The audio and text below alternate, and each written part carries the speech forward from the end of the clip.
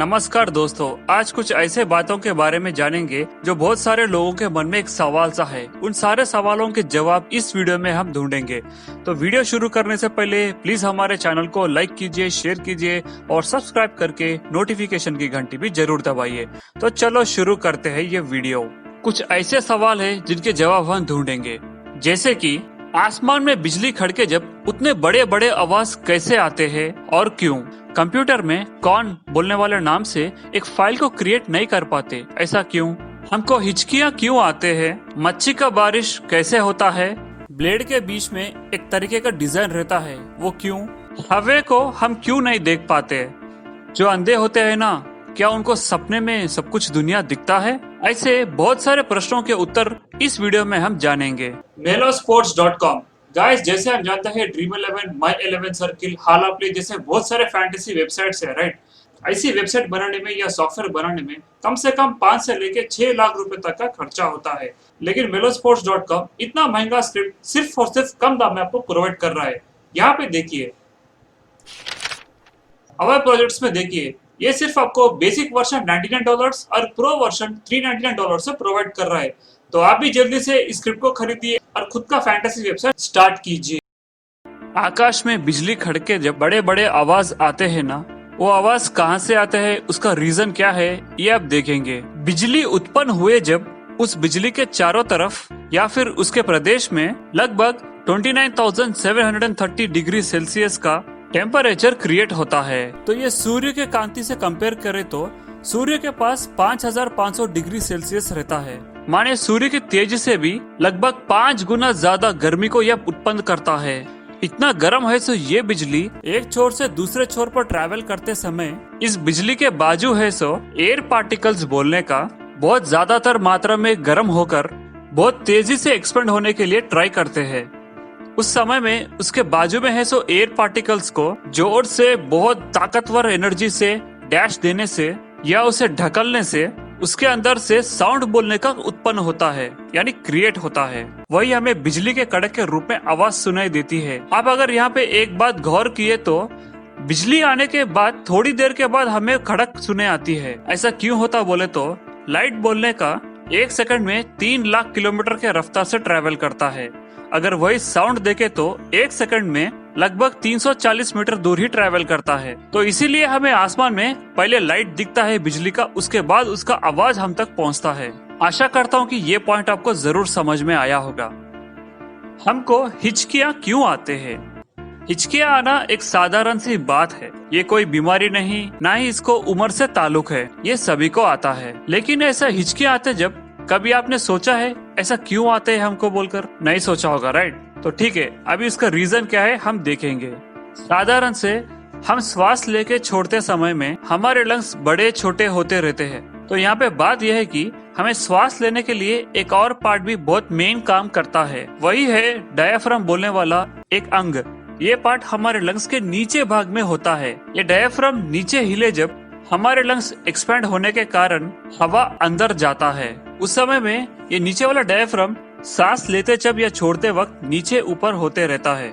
ये ऐसा है तो कभी कभार हमें जल्दी जल्दी में खाना खाए या पानी पिए तो या फिर ज्यादा मात्रा में खाना खाए तो ये डायफ्राम के नीचे है सो डाइजेस्टिव सिस्टम मोटा होता है, क्योंकि ज्यादा खाने से उससे डायफ्राम को हिलने में मुश्किल हो जाता है सांस लेते वक्त। तब ये डायफ्राम छोटा छोटा हिलना या फिर झटके देने लगता है, उससे हमको हिचकियाँ आती है। तो इस तरह का डायफ्राम झटके देते समय में एक झटके में हवा अंदर की तरफ जाता है, लेकिन हमारे गले में है सो वोकल कॉर्ड्स बोलने का एक बार में जोर से आने वाली इस हवा को ब्लॉक कर देता है, इसलिए हमको हिचकियाँ आती है। ऐसा हो जब बहुत सारे लोग पानी पीते हैं, क्योंकि डायफ्राम के नीचे हमारा डाइजेस्टिव सिस्टम होता है ना, पानी पीने से वो थोड़ा हिलता है या थोड़ा फ्री होता है मूवमेंट, इसलिए हमारा डायग्राम फिर से नॉर्मली काम करने लगता है, जिससे हिचकियाँ बंद हो जाती है। उसी तरह हम ज्यादातर इमोशंस में आए तो ये हिचकियाँ बोलने के आते हैं।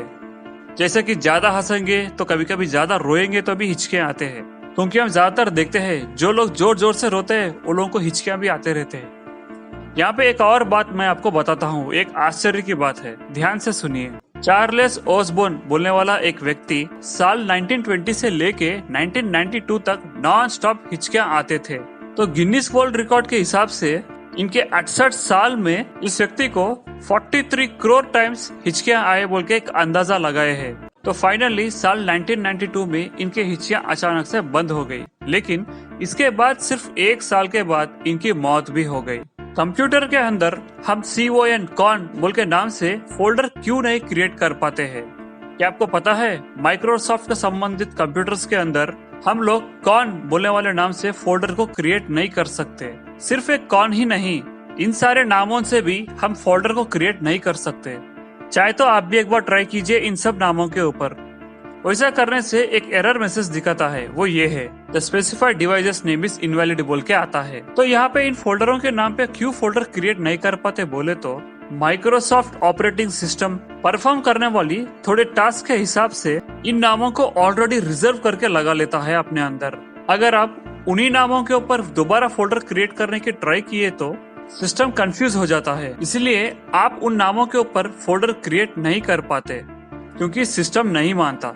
लेकिन कुछ लोग अपने दिमाग से थोड़े थोड़े ट्रिक्स प्ले कर कॉन बोल के नाम के ऊपर फोल्डर को क्रिएट करके बताया है। तो ऐसा करने से कभी कभार सिस्टम क्रैश होने का संभावना भी होता है, तो इसीलिए कृपया करके आप ऐसी गलती मत कीजिए।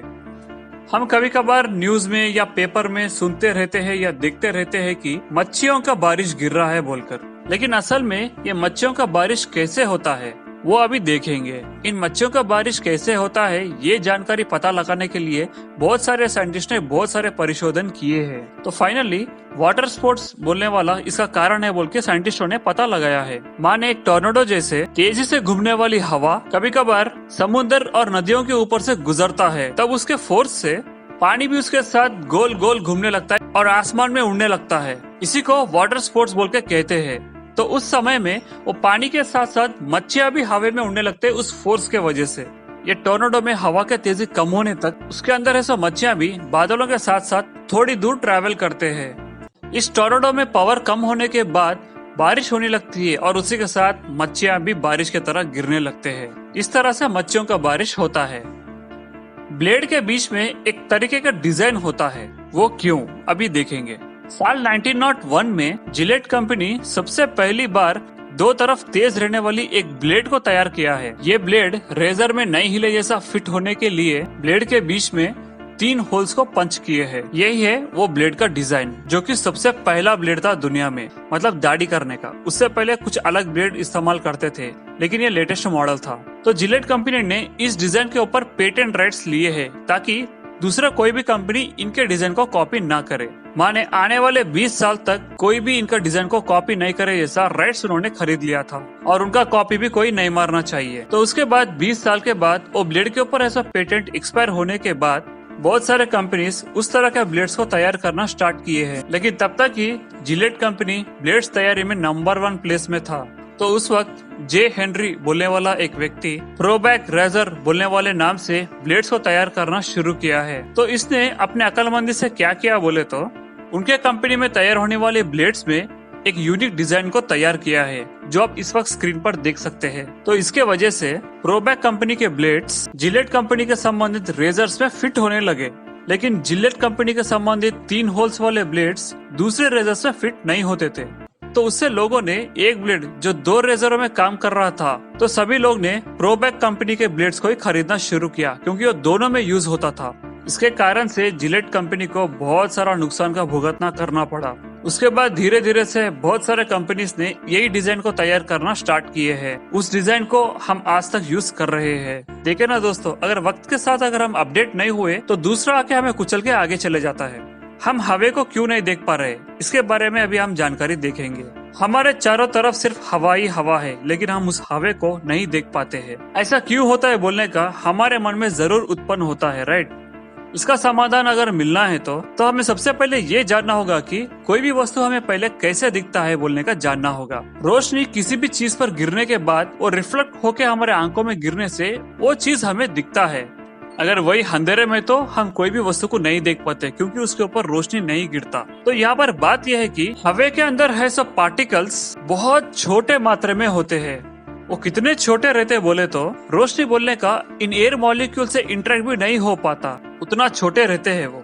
ये हवा के अंदर ऐसा छोटे छोटे पार्टिकल्स उसके ऊपर गिरे सो रोशनी को वो रिफ्लेक्ट नहीं कर पाते, इसीलिए वो हमको नहीं दिखता और उसी की वजह से हम हवा को भी नहीं देख पा रहे हैं। जो लोग अंधे होते हैं, क्या उनको सपने में सब कुछ दिखाई देता है? उनको बाहर की दुनिया ना दिखने के कारण सपने में उनकी दुनिया कैसे रहेगा? लेकिन यहाँ पे बात यह है कि जो अंधे होते हैं ना, उनको भी सपने आते हैं, क्योंकि सपने बोलने का आंखों के संबंधित नहीं है, वो दिमाग के संबंधित है। तो इसी के कारण जो देख सकते हैं उनको कैसे आते हैं सपने, उसी तरह अंधे लोगों को भी सपने आते हैं। तो इसमें बात यह है कि जो अंधे होते हैं ना, उनको क्या बचपन में आंखें गए या बचपन से ही अंधे है, इसके ऊपर भी डिपेंड करता है और उसके हिसाब से ही उनको विजुअल्स आते हैं सपने में। फॉर एग्जाम्पल 5-6 साल छोटेपन में है जब अगर आंखें चले गए तो उनको सपने में बहुत कम मात्रा में विजुअल्स दिखते हैं।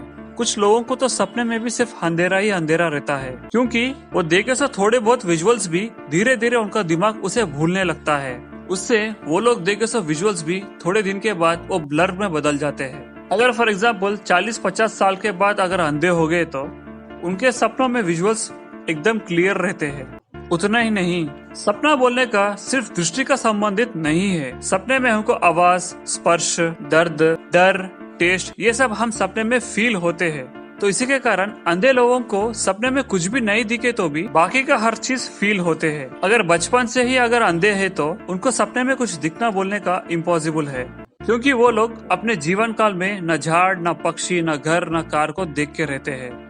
तो उसी के कारण ये सब कैसे रहते हैं उनको नहीं पता, तो इसीलिए उनके सपनों में ब्लैंक रहता है, कुछ भी नहीं दिखता उनको। साल 1999 में द यूनिवर्सिटी ऑफ हार्टफोर्ड की ये सब परिशोधन में एक बात पता चली है। वो क्या है बोले तो पैदर्शी अंधे रहने वाले लोगों के सपनों में 48% साउंड्स और बचे 52% में टेस्ट, टच, फियर बोलने का होता है। ओके फ्रेंड्स, आशा करता हूँ कि ये वीडियो आपको जरूर पसंद आया होगा।